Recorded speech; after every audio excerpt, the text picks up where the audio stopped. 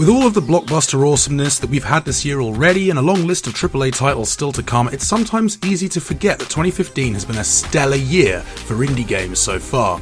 With that in mind, this week on Top 5 we're taking a look at some of the best of the rest. Just you, a single arrow, and a host of enormous, monstrous titans. Like a 2D Shadow of the Colossus, Titan Souls is a superb adventure offering up hours of challenging gameplay, gorgeous pixel art aesthetics, and one of the best soundtracks we've heard all year. Devolver struck gold once again with one of the most memorable, beautifully solitary experiences we've played in some time. The procedurally generated steampunk steal 'em up from Size 5 Games has all of the hallmarks of an indie classic. The premise is simple. You have 100 days to work your way up from ripping off fools in the slums of Victorian London to having the cash and tools to break into Scotland Yard and steal their new piece of anti-burglar AI. However, the challenges that you face grow increasingly more complex, the defense systems more intricate, and the take before you more difficult to obtain as you progress. Dan Marshall doesn't make bad games, and The Swindle is yet another testament to his skill, vision, and remarkable execution. 3 things that you'll undeniably need if you're to become a master thief. Daedalic Entertainment have been laughing at the idea that adventure games are a thing of the past for years now, constantly releasing point-and-click modern classics with well-written stories, innovative mechanics, and serious style.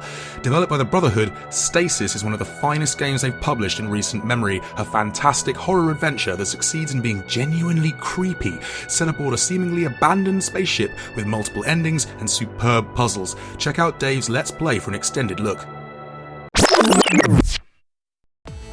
Now, if you put a roguelike in a blender with a rhythm action game, you'd probably get something like Crypt of the Necrodancer. It wouldn't be as good, few games are quite frankly, but you'd sort of get an idea of what to expect.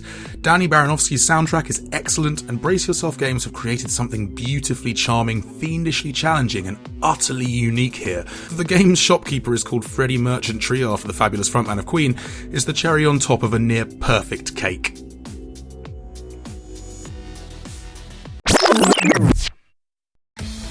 They said a sports game could never make it to number 1 on Steam. Challenge accepted, said Psyonix. Of course, the joy of Rocket League is that it's a sports game that really doesn't look anything like a sports game, until you start playing, that is, and the competitive spirit grabs you in its jaws like a dog with a bone, and you live and die by every single bounce of a giant ball.